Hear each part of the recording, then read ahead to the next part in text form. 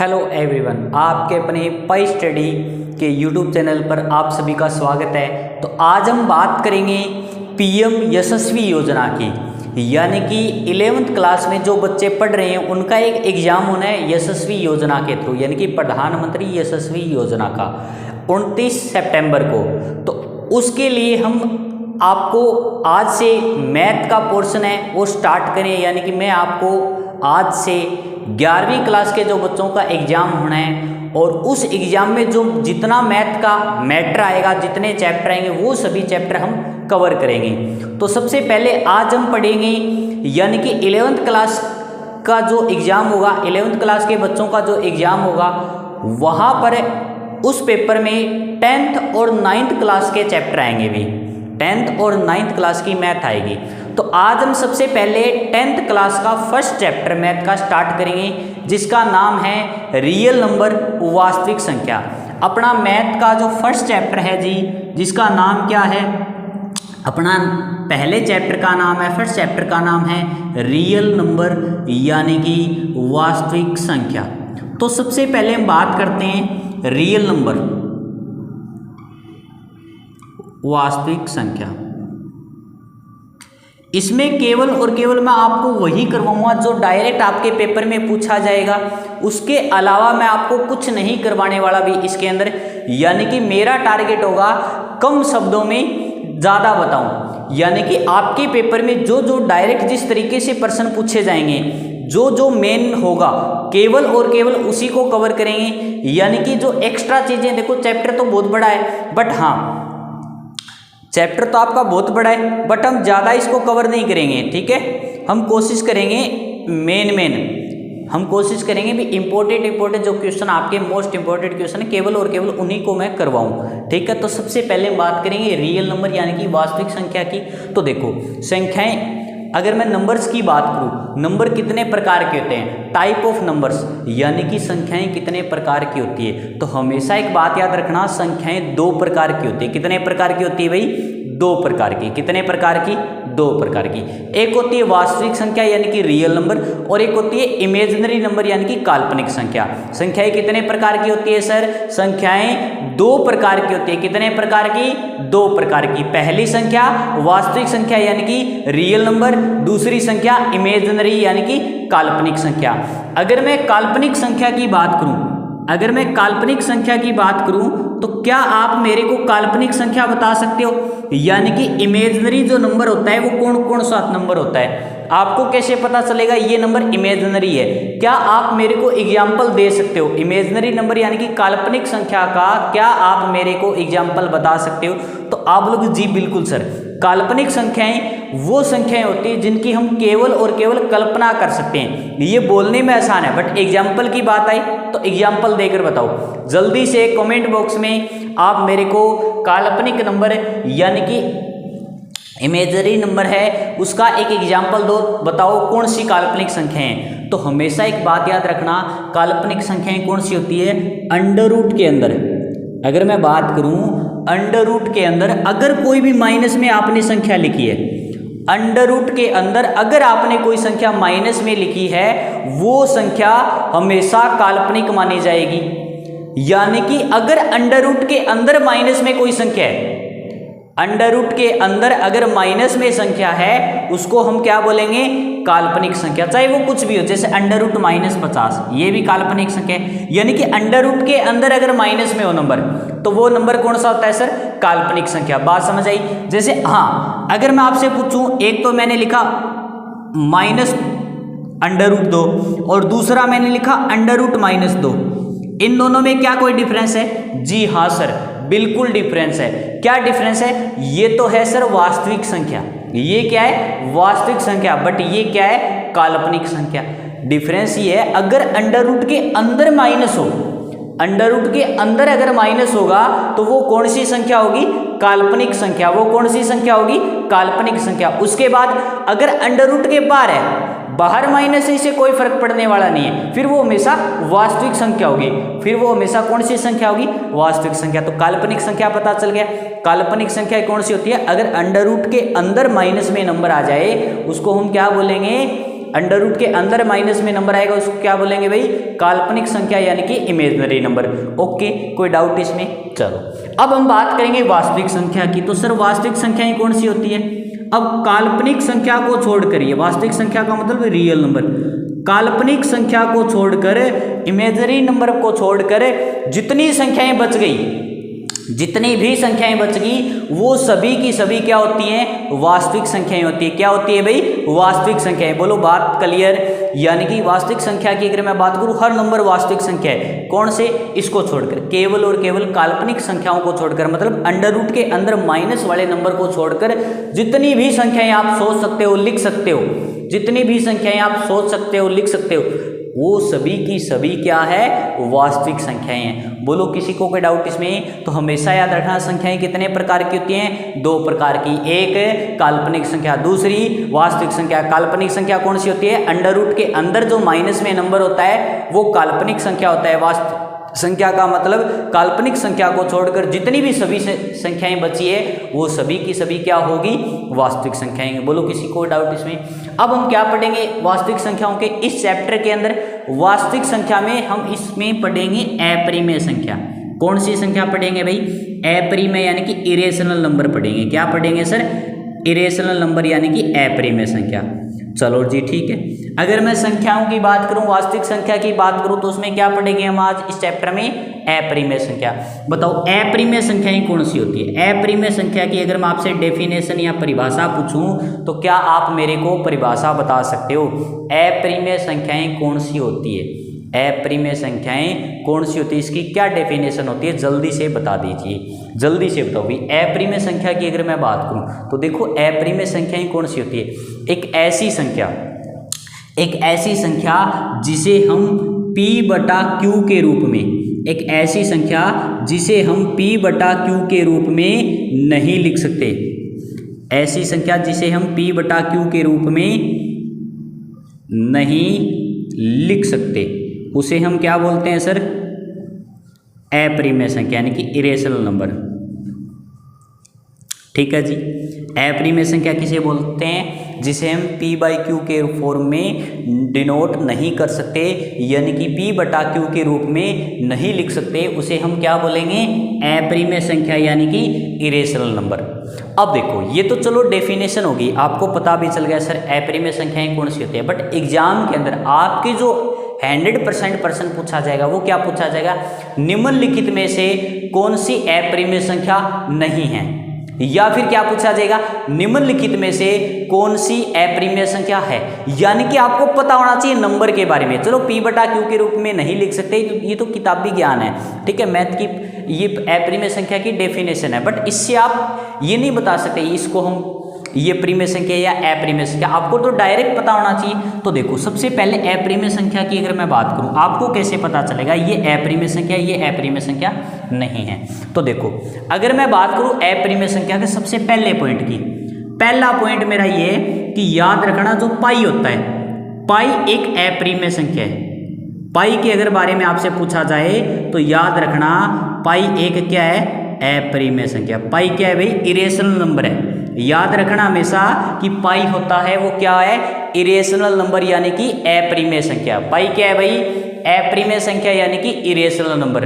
लेकिन दूसरी बात ये, पाई की जो वैल्यू होती है, पाई की वैल्यू क्या होती है? 22/7। 22/7 क्या होती है? परिमेय संख्या। 22/7 क्या होती है? परिमेय संख्या यानी कि रेशनल नंबर। 22/7 तो याद रखना रेशनल नंबर होता है, और पाई क्या होता है? अपरिमेय संख्या, इरेशनल। पाई की वैल्यू जरूर होती है 22/7। इसका रीजन है पाई की जो वैल्यू होती है वो होती है 3.14151819 के समथिंग चलता है, और 22/7 की वैल्यू होती है 3.142857, यानी कि लगभग एक जैसी होती है वैल्यू, बस पॉइंटों में कुछ एक का फर्क होता है। इसलिए हम पाई की वैल्यू क्या लिखते हैं? 22/7 लिखते हैं। पर याद रखना पाई तो होती है अपरिमेय संख्या और 22/7 होती है परिमेय संख्या। 22/7 परिमेय संख्या क्यों? क्योंकि इसे हम p बटा q के रूप में लिख सकते हैं, और पाई का मान होता है, एक्चुअल मान होता है 3.141815 इस तरीके से, ठीक है, हाँ जी, और ये आगे भी चलता है। दूसरा पॉइंट अपरिमेय संख्या की अगर मैं दूसरे पॉइंट की बात करूं, आपको कैसे पता चलेगा कि ये अपरिमेय संख्या, ये अपरिमेय संख्या नहीं है? हमेशा याद रखना, अंडर रूट के अंदर अगर कोई नंबर लिखा जाए, अंडर रूट के अंदर कोई एक ऐसा नंबर हो जिसका परफेक्ट स्क्वायर नहीं हो, जिसका परफेक्ट स्क्वायर नहीं हो, मतलब वो नंबर परफेक्ट स्क्वायर नहीं हो, यानी कि जैसे मैंने लिखा, अब देखो मैंने दो संख्याएं लिखी, एक तो मैंने लिखा अंडर रूट 36, एक मैंने लिखा अंडर रूट 35। आपसे पूछा जाए इन दोनों में से अप्रिमेय संख्या कौन सी है, तो देखो अगर मैं 36 की बात करूं, अंडर रूट में क्या लिखा गया है 36, क्या 36 एक परफेक्ट स्क्वायर नंबर है? परफेक्ट स्क्वायर नंबर का मतलब होता है क्या 36 किसी भी संख्या का वर्ग है, क्या 36 किसी भी संख्या का वर्ग है? तो आपने बोला जी सर है। किस संख्या का है? आपने बोला सर 6 का वर्ग है। अगर ऐसी संख्या अंडर रूट में लिखी जाए जो किसी न किसी संख्या का वर्ग हो, जो किसी न किसी संख्या का वर्ग हो, तो वो क्या करेगा सर? अंडर रूट हटा देगा। वो क्या करेगा सर? अंडर रूट हटा देगा, यानी कि अंडर रूट 36 को तो हम 6 लिखेंगे। अंडर रूट 36 का मतलब क्या? 36 का वर्गमूल। 36 किसका वर्ग है वो पूछा है आपसे, आपने बता दिया 6। अंडर रूट तो हट गया, अंडर रूट तो गायब हो गया, तो बताओ 6 क्या है? 6 वास्तविक संख्या है। दूसरी बात परिमेय संख्या है, यानी कि 6/1 इसको हमने p/q के रूप में लिख दिया। लेकिन अब इसकी बात करो, ये अप्रिमेय संख्या है। अब ये अप्रिमेय संख्या क्यों है? अंडर रूट में तो वो भी नंबर है, अंडर रूट में तो ये भी नंबर है, बट ये अप्रिमेय क्यों है? ये अप्रिमेय क्यों है भाई? ये अप्रिमेय क्यों है ये बताना है, ये आपको पता लगना चाहिए। ये परिमेय क्यों है ये आपको पता होना चाहिए। तो देखो अंडर रूट के अंदर एक ऐसा नंबर, अंडर रूट के नंबर अगर ऐसा नंबर दिया हो जो किसी भी नंबर का वर्ग नहीं हो, जैसे 35 की अगर मैं बात करूं, क्या आप बता सकते हो किसी नंबर को उसी नंबर से गुणा करूं तो 35 आ जाए? क्या 35 किसी संख्या का वर्ग होता है? क्या 35 किसी संख्या का वर्ग होता है? तो आप बोलोगे जी नहीं सर, 35 किसी भी संख्या का वर्ग नहीं होता। 35 किसी भी संख्या का वर्ग नहीं होता, इसका मतलब क्या है? 35 किसी भी संख्या का वर्ग नहीं, इसका मतलब 35 को हम अंडर रूट नहीं हटा सकते। 35 के ऊपर जो अंडर रूट लिखा है वो हम नहीं हटा सकते। इसका मतलब ये हुआ 35 अंडर रूट 35 क्या होगी? अप्रिमेय संख्या। तो अंडर रूट के अंदर वाली संख्या कब अप्रिमेय संख्या होगी? जब उसका कोई परफेक्ट मतलब वर्ग ना हो, जब वो संख्या किसी भी संख्या की वर्ग ना हो। जैसे मैंने लिखा 15 अंडर रूट 15, तो बस आपको ये देखना क्या 15 किसी का वर्ग है? क्या 15 किसी का वर्ग है? आपने बोला जी नहीं सर, 15 किसी का वर्ग नहीं है। इसका मतलब ये क्या है? अप्रिमेय संख्या। मैंने लिखा अंडर रूट 64, आपको केवल और केवल देखना है 64। 64 क्या किसी संख्या का वर्ग है? आपने बोला जी सर है, 64 किसी संख्या का वर्ग है। किसका वर्ग है? 8 का।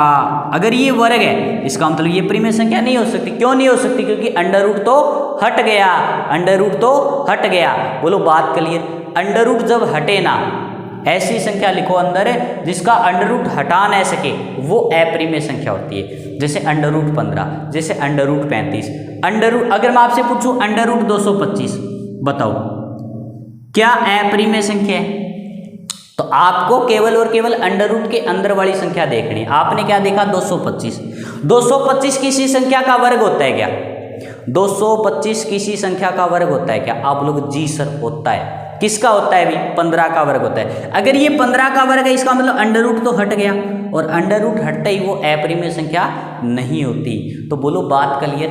पहला पॉइंट मैंने बताया, अंडर रूट के अंदर वाली अगर आपको संख्या दी जाए तो आप कैसे पहचानोगे ये परिमेय संख्या है या अप्रिमेय संख्या? बस केवल और केवल आपको अंदर वाली संख्या देखनी है, क्या किसी का वर्ग है। अगर वर्ग है वो किसी संख्या का तो कभी भी अप्रिमेय संख्या इरेशनल नंबर नहीं हो सकती। ठीक है, ये था पहला पॉइंट। अब इसी के अंदर अगर मैं बात करूं नेक्स्ट आपसे,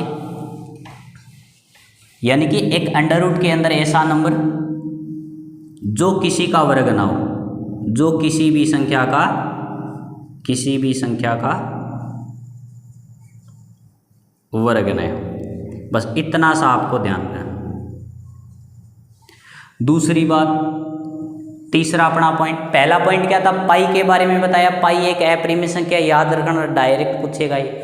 दूसरा अंडर रूट के अंदर संख्या देगा, पूछेगा बताइए अप्रिमेय संख्या या परिमेय संख्या।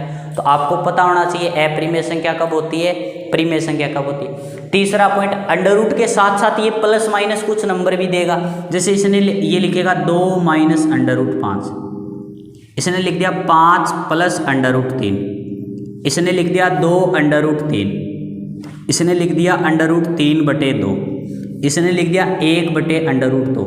ये जो भी संख्याएं लिख रहे हैं, ये जो भी संख्याएं लिख रहे हैं, सभी की सभी अप्रिमेय संख्या है। मैंने लिखा 2 + √36, क्या ये परिमेय संख्या है? तो आप बोलोगे जी नहीं सर, ये अप्रिमेय संख्या नहीं है। क्यों नहीं है भाई? क्योंकि सर √36 हमने लिखा, बट √36 तो किसी संख्या का वर्ग है। √36 तो किसी न किसी संख्या का वर्ग है। सर किसका वर्ग है? 6 का। तो इस 36 को हटाकर हम 6 भी तो लिख सकते हैं। और 2 + 6 क्या होता है अभी? 2 + 6 होता है 8।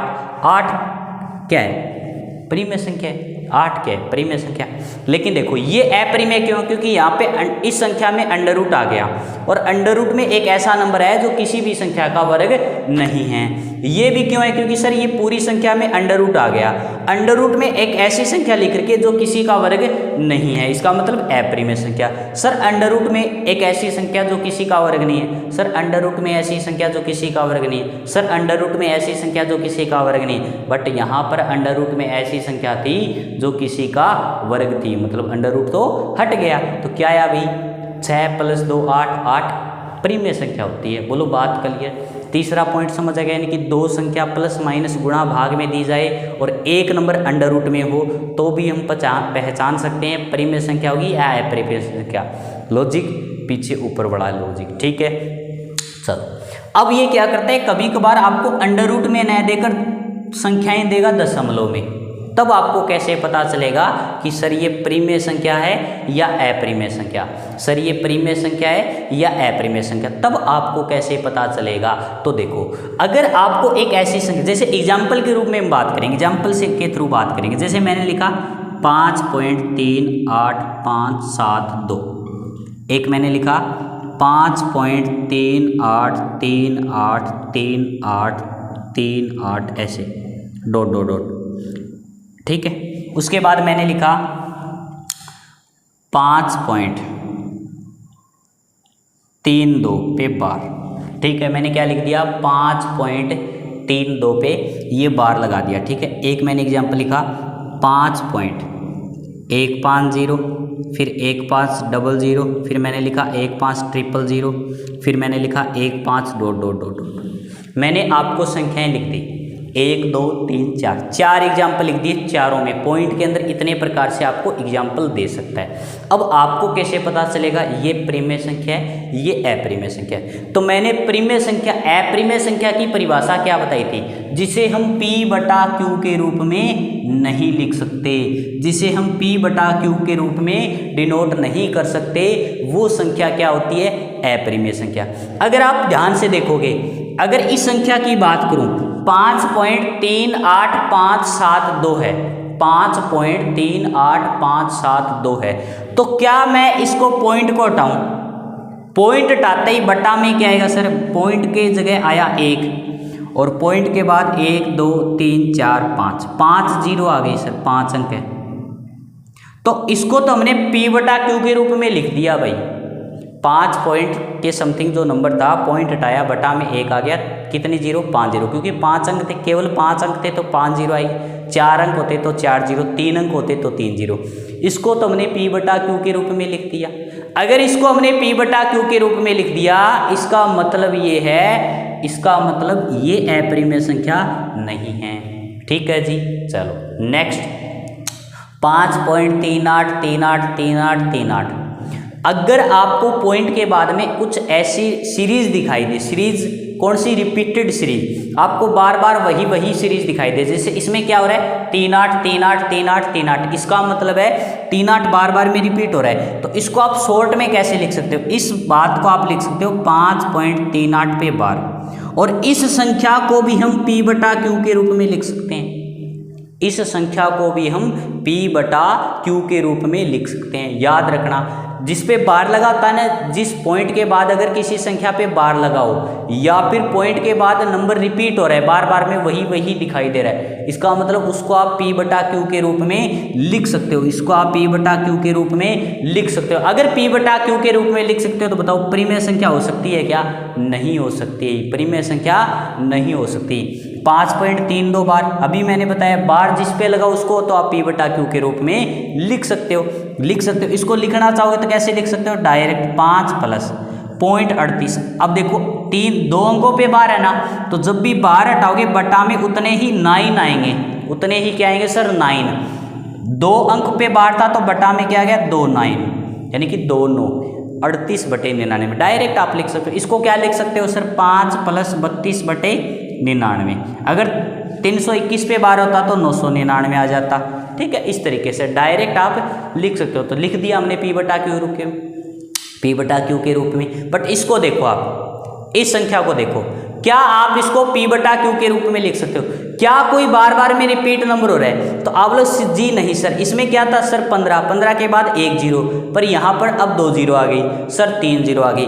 जब भी इस तरीके से बढ़े, लगातार कुछ ना कुछ नई चीज ऐड होती जाए, मतलब जिस पे आप बार नहीं लगा सकते। इस पे बार क्यों लगा दिया? क्योंकि इसमें केवल और केवल 3 8 3 8 3 8 रिपीट हो रहा था, इस पर लगा हुआ, इसका मतलब ऑटोमेटिक रुक गई है। बट इसको देखो, क्या आप इस पर बार लगा सकते हो? क्या इस पर आप बार लगा सकते हो? आप लोग जी नहीं सर, बार नहीं लगा सकते। क्यों? क्योंकि सर अगर मैंने 150 पे बार लगाया तो इसका मतलब 150 होना चाहिए बार बार में। सर हमने 15 पे बार लगाया, इसका मतलब 15 होना चाहिए, पर इसको बार कैसे लगाएं? यानी कि जब भी इस तरीके से आपको एक अलग तरीके से नंबर बढ़ता दिखाई दे, 1 0 2 0 3 0 4 0 5 0, पहले 1 फिर 2 फिर 3 0 फिर 4 0 फिर 5 0, एक नंबर ऑटोमेटिक खुद बढ़ता जाए, तो उसको आप क्या बोलोगे? अप्रिमेय संख्या। इसको आप क्या बोलोगे? अप्रिमेय संख्या बोलोगे। तो अप्रिमेय संख्या पॉइंट में पता चल गया कैसे होगी। जैसे और एग्जाम्पल ले लेते हैं, जैसे मैंने लिखा 171, 0.171, फिर मैंने लिखा 1711, फिर मैंने लिखा 17,111, फिर ... तो अब आप ध्यान से देखो, 17 के बाद 1 आया, फिर 17 के बाद 2 11 आए, फिर 17 के बाद 111 आए, अब 17 के बाद क्या आएगा? 1111। तो ये जो सीरीज है ये हमेशा अप्रिमेय संख्या होती है। क्यों होती है? कारण क्या होता है? क्योंकि इस पर आप बार नहीं लगा सकते, तो इस तरीके की जो संख्या दिखाई दे, हमेशा याद रखना वो कौन सी संख्याएं होगी? अप्रिमेय संख्या। कौन सी संख्या होगी भाई? अप्रिमेय संख्या। बोलो बात क्लियर? तो अप्रिमेय संख्या से केवल और केवल आपको इस तरीके से प्रश्न पूछेगा। अप्रिमेय संख्या में इससे बाहर कुछ नहीं आने वाला भाई। मैंने जो आपको ये 4 पॉइंट बताए हैं, इन 4 पॉइंट के अलावा अप्रिमेय संख्या में आपसे कुछ भी बाहर नहीं पूछेगा, बस इतना सा ही आपसे पूछेगा। तो बोलो बात क्लियर?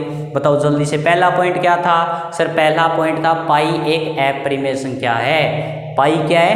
अप्रिमेय संख्या। बट 22/7 की बात करें तो वो क्या है? परिमेय संख्या। ठीक है, पाई एक इरेशनल नंबर है, बट 22/7 एक रेशनल नंबर है। दूसरा पॉइंट, अगर अंडर रूट में ऐसी संख्या दिखाई दे जो किसी भी संख्या का वर्ग नहीं हो तो वो संख्या क्या होगी सर? अप्रिमेय संख्या। तीसरा पॉइंट, अंडर रूट के साथ प्लस माइनस गुणा भाग कोई भी नंबर करे, बट अंडर रूट के अंदर जो है, अंडर रूट के अंदर जो संख्या है वो अगर किसी भी संख्या का वर्ग नहीं है, इसका मतलब वो एक अप्रिमेय संख्या है। ठीक है। चौथा पॉइंट, अगर पॉइंट के बाद एक ऐसा नंबर दिखाई दे जो ऑटोमेटिक कुछ न कुछ एक्स्ट्रा डिजिट के साथ बढ़ रहा है, जिस पर आप बार नहीं लगा सकते। बार केवल उन्हीं संख्याओं पर, उन्हीं अंकों पर लगाया जा सकता है जो बार बार रिपीट हो। जैसे एक एग्जांपल और देता हूं, मैंने लिखा 5.31232323... क्या आप इस पर बार लगा सकते हो?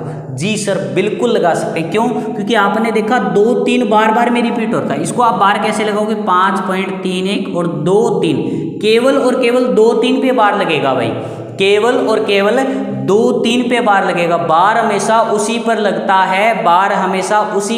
है जो बार बार रिपीट हो।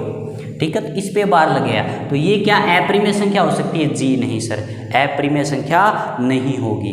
बोलो बात क्लियर? चारों पॉइंट मैंने अच्छे से क्लियर करवा दिए हैं, और 100% इन चारों पॉइंटों से एक प्रश्न आपका पक्का पूछा जाएगा।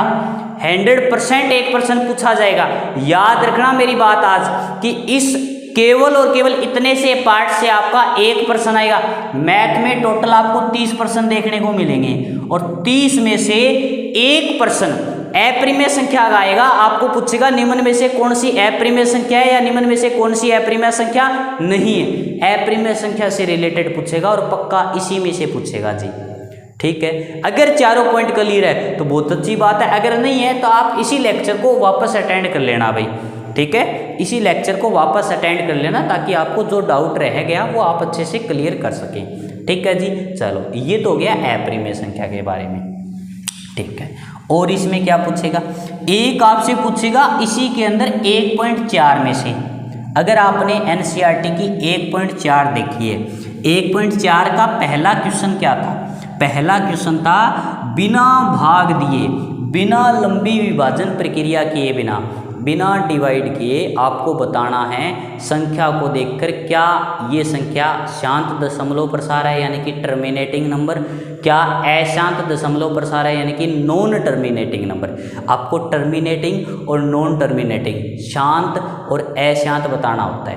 आपको क्या पूछेगा प्रश्न में, एक परिमेय संख्या देगा और परिमेय संख्या में आपसे पूछेगा शांत यानी कि टर्मिनेटिंग नंबर और अशांत का मतलब नॉन टर्मिनेटिंग। आपसे केवल और केवल ये पूछेगा नॉन टर्मिनेटिंग।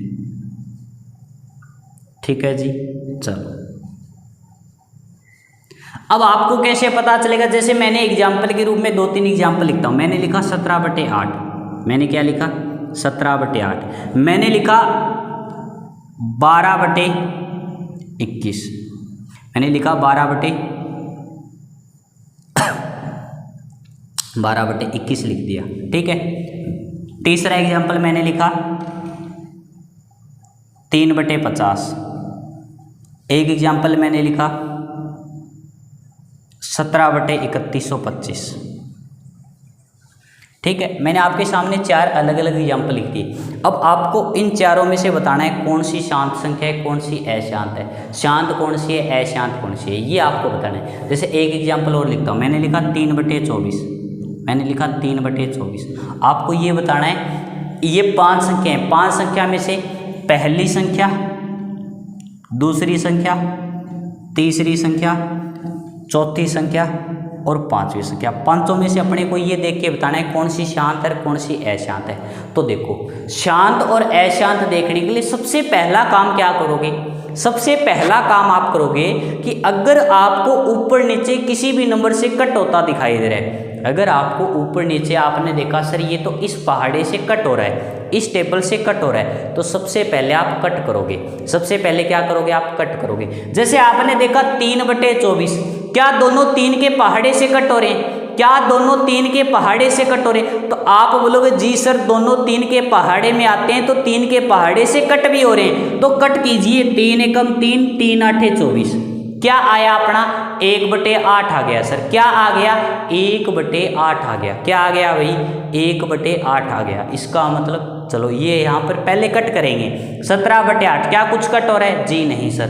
12/21 किस पहाड़े से कट हो रहे सर, 3 के पहाड़े से कट हो रहे, 3 चौके 12, 3 7 21, 3 के पहाड़े से कट हो गया, क्या आ गया सर 4/7 आ गया, क्या आ गया सर 4/7। ये क्या आया था सर 1/8 है। क्या ये दोनों कट हो रहे हैं 3/50 जी नहीं सर, कुछ भी कॉमन नहीं है, नहीं कट हो रहे। क्या ये कट हो रहे हैं जी सर, 17 का भाग देते हैं, 17 एकम 17, बचा कितना 13 और 1 14, 142, 17 8 136, 6 5, 17 तिहाई क्या नहीं सर 3125 में 17 का भाग नहीं गया, इसका मतलब नहीं कट हो रहा है। तो आपने सबसे पहला काम क्या करना है, आपको कट करना है। अगर ऊपर नीचे कॉमन नंबर से कट हो रहा है तो कट करोगे। अब याद रखना, कट करने के बाद अगर आपको शांत दशमलव प्रसार है, आपको केवल और केवल शांत और अशांत के लिए अब आपको केवल और केवल डिनोमिनेटर यानी कि केवल और केवल हर को देखना है। केवल और केवल किसको देखना है भी, हर को। शांत और अशांत के लिए आपको केवल और केवल जो बट्टा में जो नंबर है, जो डेनोमिनेटर यानी कि हर में जो नंबर है उसको आप देखोगे 8 8 7 50 3125। सर इसमें क्या देखना है, इसमें आपको ये देखना है क्या इसके ये जो नंबर है क्या 2 और 3 के अलावा, सॉरी 2 और 5 के अलावा, 2 और 5 के अलावा किसी भी अभाज्य संख्या के पहाड़े में आता है क्या। यानी कि अगर मैं इसका अभाज्य गुणनखंड करूं, अगर मैं इन संख्याओं का अभाज्य गुणनखंड करूं तो क्या ये नंबर 2 और 5 के अलावा भी कोई आएगा? जैसे 8 है तो 8 का अगर आप अभाज्य गुणनखंड करोगे तो क्या आएगा? 2, फिर 4 बार गया, 2 का वापस 2 बार, फिर 2 का 1 बार। आपने देखा केवल 2 आया। इसमें बटा में 7 है तो केवल 7 का भाग जाएगा। 50 वाले में सर 50 में देखोगे तो सर 2 25 बार गया, फिर 5 का 5 बार, फिर 5 का 1 बार। इसमें 2 5 दोनों आ गए। 3125 की बात करोगे तो सर इसमें 5 5 5 आएगा। ठीक, तो देखो आपने देखा 8 8 7 50 3125। अगर शांत दशमलव प्रसार की कंडीशन ये है कि हर में केवल और केवल 2 और 5 होना चाहिए, 2 और 5 के अलावा कोई भी अन्य नंबर नहीं होना चाहिए। मतलब जैसे इसमें देखो 4/7 था, क्या 2 और 5 के अलावा कोई अभाज्य संख्या है? तो आप बोलोगे जी सर कौन सी है? 7। क्या अभाज्य संख्या है? 7। इसका मतलब ये कभी भी शांत दशमलव प्रसार नहीं हो सकती। शांत दशमलव प्रसार तभी होगा जब या तो केवल 2 हो हर में, या केवल 5 हो, या दोनों के अलावा कुछ भी नंबर नहीं होना चाहिए। अभाज्य संख्या में 2 और 5 के अलावा कुछ भी नहीं होना चाहिए। इसमें केवल 2 था, शांत है सर। ये नंबर पहला नंबर क्या है? शांत है। दूसरा भी शांत है क्योंकि 8 में केवल 2 होता है, 2 2 2 7/7, 2 और 5 के अलावा आ गया, इसका मतलब अशांत। इसका मतलब अशांत होगा ये। ठीक है जी, चलो नेक्स्ट 50 2 5, केवल 2 5 आया, इसका मतलब शांत है। ये भी क्या है सर? शांत है। इसकी बात करें तो सर इसमें भी 5 5, तो ये भी क्या होगी? शांत। तो शांत और अशांत में क्या फर्क है भाई? शांत दशमलव प्रसार में अगर बटा में जो हर है, आपके हर में जो नंबर लिखा है वो केवल और केवल 2 या 5 का मिलेगा आपको, या तो 2 2 या 5 5 या 2 5 दोनों। उसके अलावा कोई भी अभाज्य संख्या नहीं मिलेगी। ठीक है, जैसे हम और एग्जाम्पल लेते हैं भाई, हम और एग्जाम्पल से बात करते हैं। ठीक है, जैसे मैंने लिखा 11/24। मैंने क्या लिखा? 11/24। 11/24 लिखा। आपको चेक करना है शांत है या अशांत। सबसे पहला काम क्या करोगे? ऊपर नीचे देखोगे क्या किसी भी नंबर से कट हो रहा है? 11/24 क्या कट हो रहा है? जी नहीं सर, बिल्कुल भी कट नहीं हो रहा है। अब क्या करेंगे सर? नीचे वाले के फैक्टर करेंगे। नीचे वाले में देखेंगे किस किस का भाग जा रहा है। सर 24 में देखो किसका भाग जा रहा है? सर 2 का भाग गया। कितनी बार गया सर? 12 बार। फिर 2 का भाग गया सर 6 बार। फिर 2 का भाग गया सर 3 बार। फिर 3 का भाग गया 1 बार। मैंने बोला अगर हर में केवल और केवल 2 और 5 हो तो होगा शांत। अगर 2 और 5 के अलावा कुछ मिल जाए तो होगा अशांत। तो इसमें क्या मिला सर? 2 और 5 के अलावा सर 3 मिल गया। क्या मिल गया सर? 3 मिल गया। इसका मतलब ये कौन सा नंबर होगा सर? ये अशांत होगा, क्योंकि अशांत होगा। शांत के लिए केवल और केवल 2 और 5 होना चाहिए। शांत के लिए केवल और केवल या तो 2 या 5 या 2 5 दोनों, उसके अलावा कुछ नहीं होना चाहिए। जैसे एक एग्जाम्पल और लेते हैं। मैंने लिखा 13/2 की पावर 7 इंटू 5 की पावर 3 इंटू 7 इंटू 11 की पावर 2। क्या ये शांत है? क्या ये अशांत है? तो अब की बार पर्सन ने, एग्जामिनर ने आपके साथ क्या किया कि वो फैक्टर खुद करके दे दिए आपको। आपको देखना है 2 और 5 के अलावा कुछ नहीं होना चाहिए। 2 और 5 के अलावा सर 11 आ गया। 2 और 5 के अलावा सर 11 एक अभाज्य संख्या है, वो इससे कट भी नहीं हो रही है। इसका मतलब ये क्या होगी? अशांत। क्योंकि अशांत कब होता है? जब 2 और 5 के अलावा भी कोई नंबर हो, अलावा भी कोई अभाज्य संख्या हो, तब हमेशा क्या होता है? अशांत होता है। तो शांत और अशांत से इस तरीके से आपसे प्रश्न पूछेगा कि निम्न में से कौन सी संख्या, कौन सी परिमेय संख्या शांत दशमलव प्रसार यानी कि टर्मिनेटिंग प्रसार देगी। ठीक है, तो आपको 4 में से 1 मिलेगा। फिर या अशांत वाला पूछ लेगा, या आपको पूछ लेगा 17/8 कौन सी शांत है अशांत है, इस तरीके से पूछ लेगा। तो आपको हर एक टाइप से पता होना चाहिए। ठीक है भाई, चलो हो गई ये तो बात। ठीक है जी,